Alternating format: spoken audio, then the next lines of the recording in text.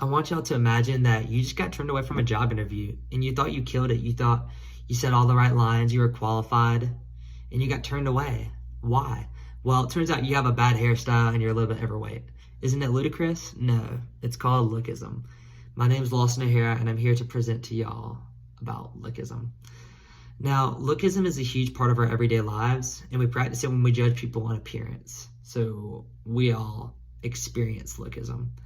I chose this topic because I feel like it's personal to me, especially with women. I feel like I'm the victim of Lookism a lot. I'm only 5'8", so I feel like women look down negatively upon me because of that. So I experience negative Lookism in that regard. And I also am the one practicing Lookism a lot, and I really need to work on that. So my thesis to y'all is that Lookism is a harmful practice that creates a social hierarchy based off of external appearance rather than by character and ability. I'm going to explain what Lookism is, how Lookism creates a harmful society, and I want to talk about how we can stop practicing Lookism. So first off, I want to discuss what Lookism is. What exactly is it? It's a form of discrimination based on physical attractiveness. There are two types of Lookism, positive and negative.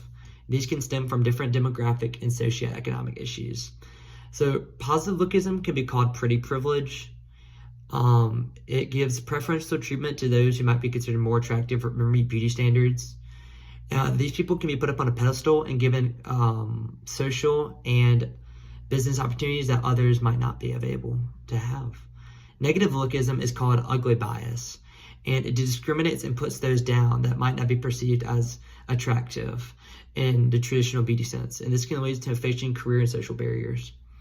Lookism can be tied to different demographic and socioeconomic factors such as race, gender, or class, but this doesn't mean it's a cut and dry case of, let's just say, racism or sexism. Thomas J. Spiegel wrote about this in his article and noted that just because Lookism is accompanied or manifested with aspects of, say, sexism or racism, it's incorrect to therefore conclude that such a case of Lookism is nothing above or over a case of sexism or racism.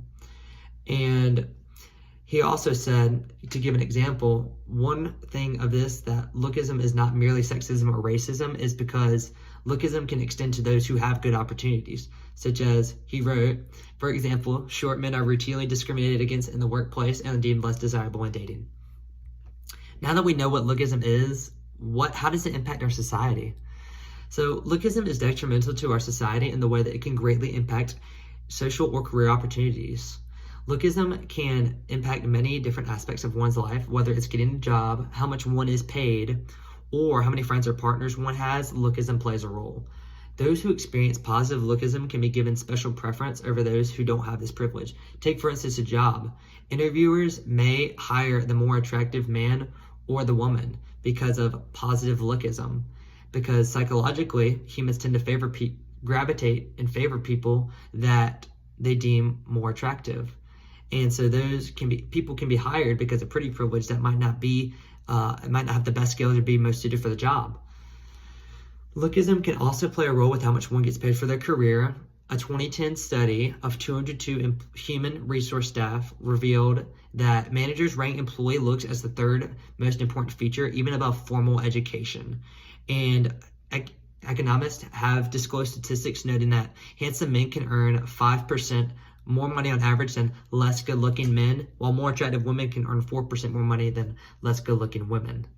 And Lookism can also positively or negatively impact one's social network or standing, depending on whether it's positive or negative Lookism. Those who experience positive Lookism are perceived to be more attractive and more approachable, and thus have a larger social circle because more people are wanting to talk to them. Those with negative Lookism are perceived as more ugly, less trustworthy, less approachable, and might not have as many friends or partners. And when they try to approach other people might be turned off by perceiving them as not attractive. So what can we do to prevent practicing Lookism? Lookism is kind of ingrained in our minds psychologically, but there are some things that we could do to prevent Lookism. First, we could be aware of our inherent bias. We'll always be biased, so it's good to recall our bias and kind of call ourselves out whenever we find ourselves practicing Lookism, regardless of if it's positive or negative. We could avoid stereotyping. We stereotype a lot when it comes to Lookism. People that we may perceive as more attractive may also be considered more competent and trustworthy, while those that we perceive as not as attractive may be considered awkward or less capable. You have to connect with everybody and find out what they're like instead of just judging them from a distance. Lastly, we need to practice empathy and celebrate individualism. It's important to note that everybody is unique and possesses their own qualities. The textbook notes that, noting conflict, quote, all conflicts look as if one person's gain would be another person's loss, end quote. So let's say you let's say you don't want to talk to somebody that you do not find attractive.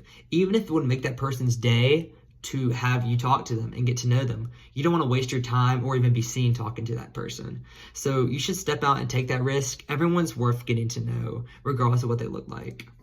So now that I've discussed what Lookism is and how it impacts our society and what we can do to prevent Lookism, I want to bring this all to a close. To quickly summarize everything I've said, Lookism is a form of discrimination that occurs on appearance, external appearance. There's both positive and negative Lookism. Lookism can affect one's social and career life, whether it's getting hired, how much you get paid, or having more or less friends or partners. We can prevent Lookism through being aware of our biases, avoiding traditional stereotypes, and recognizing and celebrating the fact everyone's different. Now, I've personally really enjoyed researching Lookism because now I get to understand what it is. And like I said, I feel like I face negative Lookism on a constant basis since I'm not that tall and don't get approached by many women.